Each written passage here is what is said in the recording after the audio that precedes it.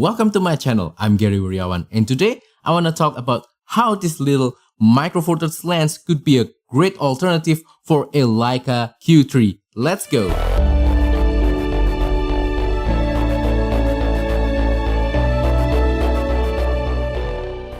If you are new to my channel, welcome. In this channel, I mainly talk about photography and also about music from the perspective of an enthusiast. So if you're into something that is more honest, more authentic, you should probably subscribe to my channel. And if you like my videos and you want to support my channel even further, you can use the super thanks button down below. And also you can use my affiliate links in the description below. It will really help me to grow this channel even further. And now let's continue with today's video. Leica. Leica is a very famous camera brand that produces excellent camera and lenses, but they are very expensive. I mean, I own a couple of Leica branded micro four thirds lenses for my Panasonic cameras, but they are just Leica branded. They are not the real deal in my opinion. However, a few weeks ago, or maybe a few days ago, Leica released the Leica Q3 camera with a built-in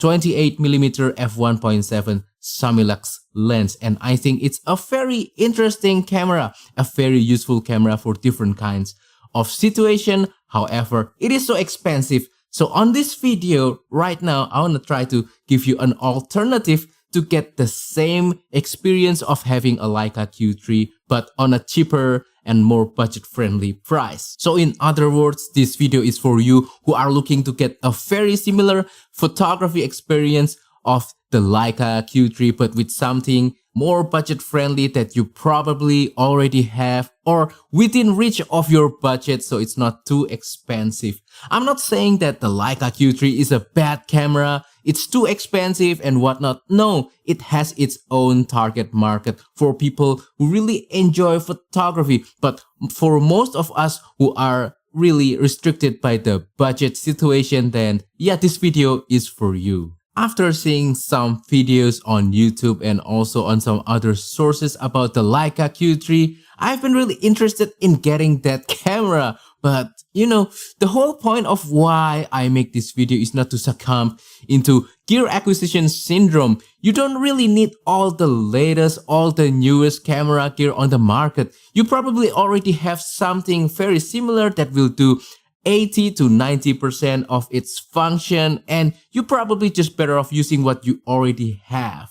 And that's always been the philosophy of my channel, to use the gear that you already have to its full potential and try to utilize it on many different kinds of situations without having to buy new shiny expensive gear, camera lenses whatsoever. And that's the reason why I also try to make more vlogs so that I can show you that I don't want to just talk about gear all the time. I want to try to also show you that I'm also doing my photography hobby as well, not just buying new lenses, new camera, but I also use them. I take them out and I go to locations to try to take some nice pictures. By the way, you can watch some of the vlogs where I feature my micro four thirds camera and lenses to create some images. Some of them are not really that good, but some I think are also nice enough in my opinion. You can check it out up here on the card above. Anyway, I have this lens right here that I want to talk right now that I think will give you about 90%, 80% of the Leica Q3 experience with just one simple lens. So now let's talk about that lens. So this lens right here, as some of you might already recognize, is the Panasonic Leica 15mm f1.7 Summilux. So why can this lens give you a very similar shooting experience to the Leica Q3? And the answer is pretty simple. The key to getting that shooting experience using the Leica Q3, I think, lies mostly on the lens that is built into the Leica Q3 itself, and that is the 28mm f1.7 Summilux lens. And that lens is very similar in terms of field of view as well as aperture with this Panasonic Leica lens right here. This lens on a full frame term is 30mm f1.7, while the Q3 has that 28mm. Only 2mm difference, not really that big of a deal. the main difference between this lens and that Leica Q3 lens is just that this is a micro four thirds lens, so it cannot really cover full frame sensor, and that this Panasonic Leica 15mm lens right here combined with any micro four thirds camera body will cost only a fraction of the Leica Q3, and that's why I call this lens a poor man's Leica Q3. There's something really magical about this 15mm focal length on a micro four thirds camera. It is wide, obviously, but not too wide in my opinion. It's just normal wide, and also it is tighter than an ultra wide angle lens, but not too tight to the point where you crop a lot in the image. So this is really perfect for that general everyday kind of photography, for wide angle street photography, for wide angle portrait, for, you know, everyday documentation kind of stuff. I really love this focal length, and this is the sort of magic that you will also encounter when you are using the 28mm lens on the Leica Q as well. I really think with the 15mm Panasonic Leica lens right here, the balance between how pronounced the subject and also the context of the environment is just very special. You'll get a lot of context when you're photographing a subject from a distance. You get a really nice wide angle kind of look that I really enjoy.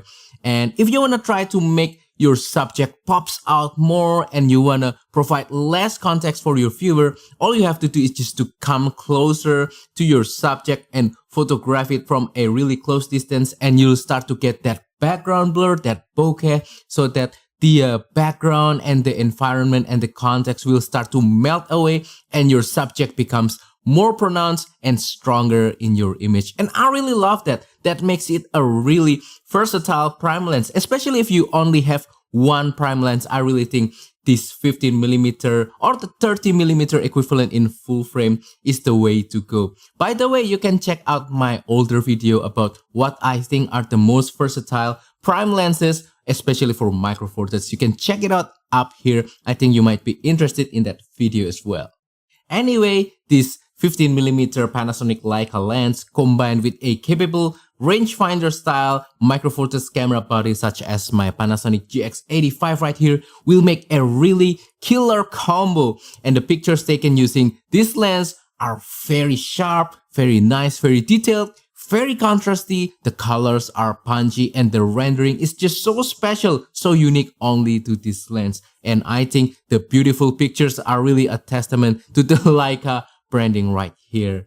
And also, this lens has the dedicated aperture ring right here that you can use to change aperture. I think it's really a nice addition. It adds into the overall tactility of using this lens, and in return, it also gives you more enjoyment factor when you are shooting using this lens, which I think is really important. So all of these factors, the Leica branding, and then also the image quality, and also the overall experience, the enjoyment of using this lens really adds up into a package that's really comparable to the Leica Q3. Not comparable like directly, but this gives you the most essential Leica Q shooting experience in my opinion. If you think the Panasonic Leica 15mm is still too expensive for you, there's always the Panasonic Lumix 14mm f2.5 as well as the DJI 15mm f1.7, which is very similar to this lens, as alternatives to this lens right here, which can also give you a very similar experience to the Leica Q experience. And that brings me to enjoyment factor, which I want to discuss quickly. So as I mentioned on so many of my other recent videos, photography isn't only about the final result. It's not only about the picture that you're taking, how perfect it is. No, it's not only that, but it's also about the enjoyment factor. How are you enjoying the process of photography? How are you enjoying the steps that you have to take before you end up with that beautiful image? That's the enjoyment factor.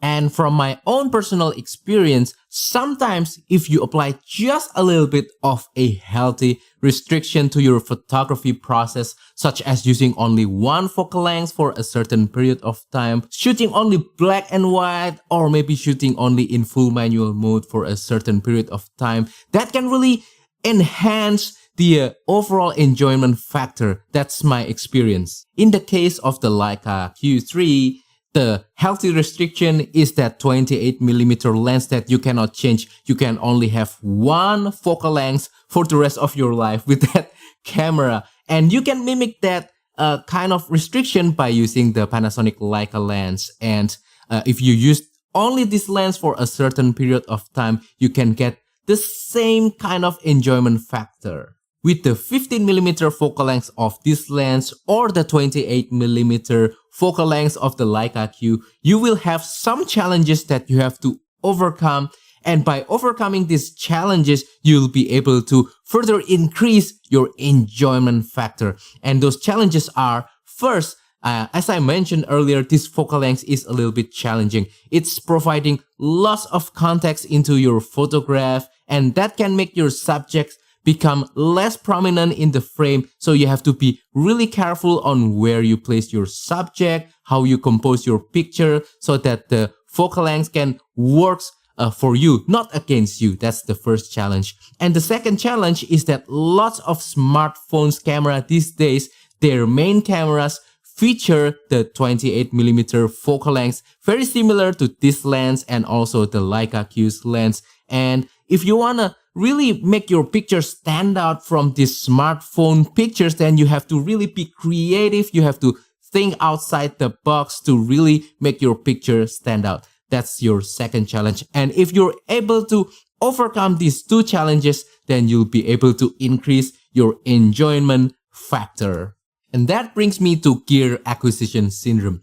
A lot of people, including myself, are easily tempted by the newest camera lenses with shiny new features such as the Leica Q3 or whatever newest camera that seems to be released every month these days.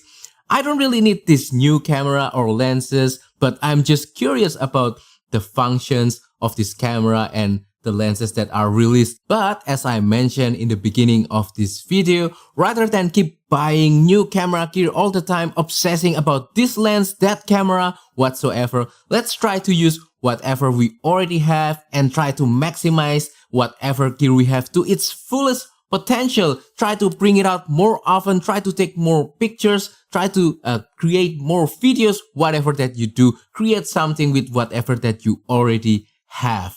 By doing that, I believe that not only we will enjoy our photography hobby even more, but also we will even become better photographer. And that's the key takeaway point of this video. And that wraps up today's video. So that is all for today's video. I hope that today's video has been inspiring, informative, and useful for you. And please comment down below, what is your favorite prime lens? And if you have any question about this video, you can also comment down below as well, and I will try my best to answer them. Also, don't forget to support my channel by liking this video, sharing this video, and subscribing to my channel down below. And if you want to support my channel even further, you can use the super thanks button down below and use my affiliate links that I put on the description below.